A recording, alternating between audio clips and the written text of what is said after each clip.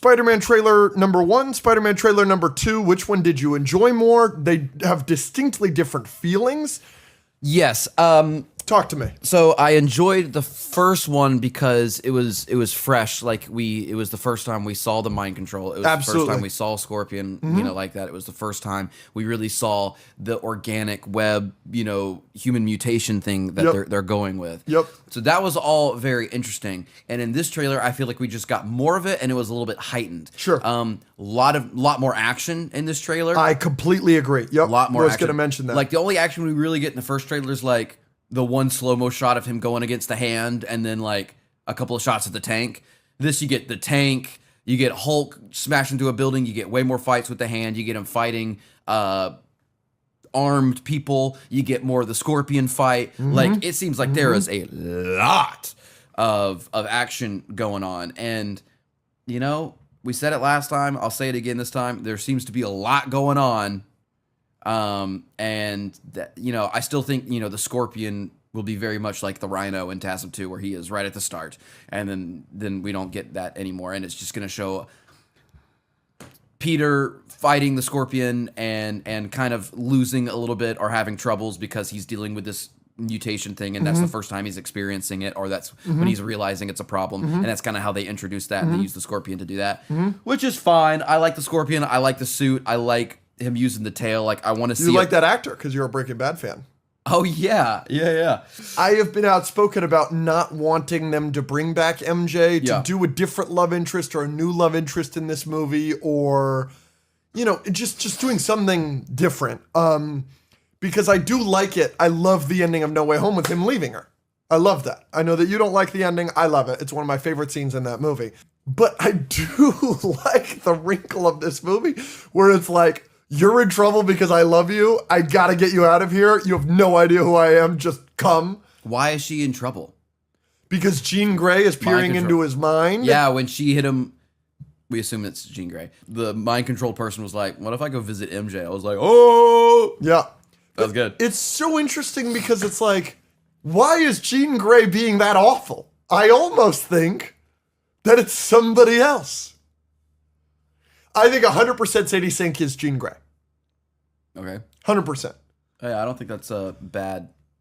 But what are the odds that the trailers are being edited to make us think that Jean Grey is the villain here and it's actually Mr. Negative? Yeah, that wouldn't surprise me. Or somebody else. Yeah. And Jean Grey's trying to help. Yes. And Marvel is notorious for doing things like this. The Mandarin. Sure. Yeah, that's a great example. Any chance that it is Grey Hulk and they've edited the trailers? That'd be so weird. Why would it be Grey Hulk? A lot of people want him to be Grey Hulk. We recently had Todd McFarlane on the podcast. All of his runs of The Incredible Hulk are Grey Hulk. Grey Hulk is an iconic, famous version of the Hulk, and it could be a good way to differentiate it from Nice Hulk, which he has been for the last couple of years, and that guy's green. So making him gray would be interesting. They've already given us Red Hulk. Wouldn't surprise me if this Hulk is gray. But there's no reason there that you gave me of why they would make him gray. For fans. They do stuff like that all the time for nerds. Well, it's like the in-world explanation. No reason then. Oh, no. But it's... I mean, we've gotten Rage Hulk that's mean plenty of times that's green. I know, so this is a way to differentiate. Why would you need to differentiate it? Because people want it. You know what I'm saying? Like, it's not... It's the... Can you give me an example of when they just, like, change something? Sokovian fortune teller. Like, the Halloween costumes for WandaVision. Like, that is just because it's like, oh, look, comic accurate suits. They do that shit all the time. But the explanation for that is like, it's a Halloween episode. Yeah. Okay, the explanation for this is that he's been Nice Hulk and now he's, or you know what, Mr. Negative, if he's colorless, then he takes the color out of him. Okay, there you go. There you go. That's something I'm looking for, Come on, let's talk Bruce Banner. Mm-hmm. He's seemingly a really prominent part of this movie. It's, a little bit the thing about Sony and Marvel, where we can't have a Marvel Studios Sony project without a major player from the MCU selling tickets. So Homecoming, it's Iron Man. Far From Home, it's Nick Fury. In No Way Home, it's Doctor Strange. And now in Brand New Day, it's going to be Bruce Banner. So far, I mean, what are the odds that the Hulk scene is not the climax of the movie? High. Because they're already showing it. Yeah, I never thought it was. Yeah. I do think it's going to be a very similar to Age of Ultron thing. You know, I think that's going to be a little repetitive where it's like, you're mind controlled. It was Scarlet Witch. Now it's Jean Grey. Yeah. But maybe not. I don't know. But he had a device. Yes. That's so interesting. Stabilizes him. Yeah. It's we don't want to pay for the Professor Hulk CGI device. So good. I mean, we don't want to see it. But there was that line. It's like, why would you want to control what nature has in store or whatever? Yeah. So it's like, how is this movie going to end in terms of Tom and his development? Is he going to be a human spider, or is it like, is he going to go back to normal? Like, is he just always going to have organic webs? Like, what version of Spider-Man are we going to get in the next movie after this? Yeah. Like, what's the conclusion of this plot line of him becoming more organic or whatever? It's interesting.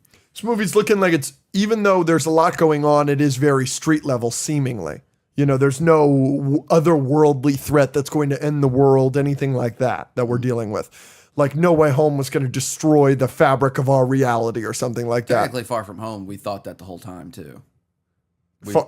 We thought Quentin Beck was from another dimension and it was going to destroy our world and blah blah blah. Sure. All over the world. Yeah. So it's not an otherworldly threat. Do you think that that's going to be a hard sell for you? And do you think that's going to be a hard sell for audiences? That the stakes seemingly have lowered so much? No, I don't think. You think that's a good thing? Yes. Yeah. Why? I mean, everyone's asking for like street level stuff now. Daredevil, we liked Daredevil, and we you gotta have. It can't always be that. It can't always be Endgame. It can't always be whatever the frick. Yeah. So no, I think this is great, and it's perfect for where he is after No Way Home. Like give us some of this. Yeah. Yeah. We got some new shots of the suit. Suit looks really good. It looks just really practical. It's just there. You know, like it's what? Sometimes.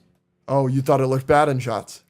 I still think a lot of the color or the swinging, it's better than it has been, but it's still like, I feel like it's a little animated.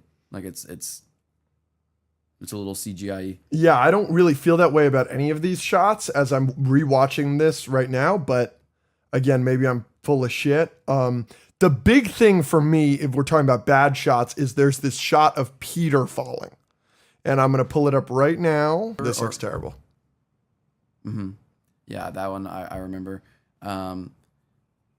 It's definitely better. And again, we've talked about the CGI like artist and the way the industry is different now and how back then, I just, there are still movies where I go back and watch it like TASM 2 or Pacific Rim or things like that where they just look better, and it's probably because they spent more time on it and now they're cutting corners. And I still like the suit. It still looks not as touchable as sure, yeah, as I think it can be, especially in some of the swinging scenes, even though it's not bad. It's still good. I've just seen better, I guess. You know what I mean? How is the Hulk fight going to go? Is this going to be another Hulk scene where the Hulk is talked off of a ledge? When? Red Hulk with Captain America: Brave New World. Oh yeah, Red Hulk. Okay. Sun's getting real low. Yeah, I mean they do that in Age of Ultron, but then like when he's actually mind controlled, like Iron Man has to beat the F out of him. Yeah. No, I think it's gonna be a little bit more creative than that. I don't know what it is. Maybe we get that device back on him. Sure. And it blocks something, or maybe Frank and Pete are working together, and Peter's fighting him, and Frank has to go like shoot the guy who's mind controlling him. I don't know. I'm hoping it's a little bit more. I don't think it's gonna just be Sun's getting real low. Maybe they'll make a joke about it. I could totally see them making a Sun's getting real low joke. So what is your best case scenario for the ending? Do you think they kill him in this movie? Do you think they kill Spider-Man in Spider-Man Brand New Day? No. They have ways to bring him back to life. I'm just saying, do they kill him? No. Okay. What do you? I think it's possible. Okay. Why? I think it's possible if he just goes through the fucking ringer in this movie and he's dead at the end of it. And I don't know if they resurrect him in this movie or they resurrect him in Doomsday or Secret Wars, but I totally see that being possible. Especially if they find an alien like goo on another planet and it seems to have healing properties, and yeah, totally could see that happening. Okay. You think it's that far-fetched? You're making a far-fetched face. I mean, anything's possible. I don't know. You're so appalled by this idea of mine. I just a lot of left field that they find alien goo and then bring Spider-Man back to life in his first movie that he's had since. I'm not saying. I'm years. saying this movie ends and he's dead, and then they find alien goo on another planet in like Secret Wars. Yeah, I think Aunt May might come back, and I think she's Jean Grey. Why is that so far-fetched? Maybe alien goo brings her back, gives her red hair, and now she's Jean Grey. Why is that so crazy? That was one of the craziest things you've ever done on this podcast. Marvel is nervous right now because they've made good movies and they haven't done as well. So they're going to take swings that they think will work to put butts in seats, and killing Spider-Man and then bringing him back to life might do the opposite. And bringing him back to life in Doomsday or Secret Wars would put butts in seats. And I think you're wrong to think that. You're wrong to think otherwise. I think both could be true. That's a reason that they wouldn't kill him, because they're nervous and they're no. trying to be safe. I think it could simultaneously piss a lot of people off. Sure. And it feel cheap and be like, oh, so we waited 5 years for a Spider-Man movie and you just kill him off. And like, that's the ending of the movie. That's how you're going to end the movie? Is him dying? They can write it really well where he dies and it's like a really dramatic scene and he's saving the people he loves and this and that. It just feels like, bringing him back. I don't know. I could name like 5 examples of superheroes or Star Wars characters or whatever of them sacrificing themselves is like one of the best scenes in a project. There's a sacrifice scene in Star Wars Rebels. It's the best scene in Rebels. Yeah. There's a sacrifice scene. Endgame.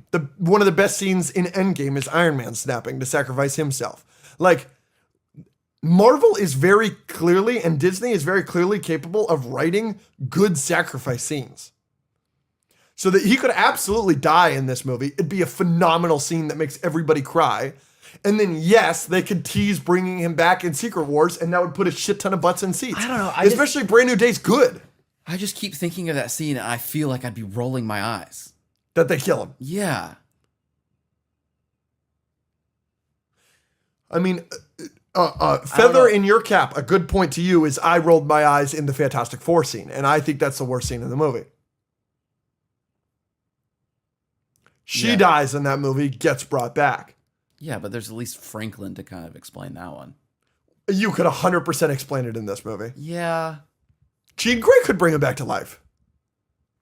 Yeah, but like we've already talked about this being a street level, finally having Spider-Man back thing. I don't know. It just feels weird. It just feels like it's like we have an Iron Man trilogy and then we wait 5 years and you bring Iron Man back and then you kill him. It's like I don't know.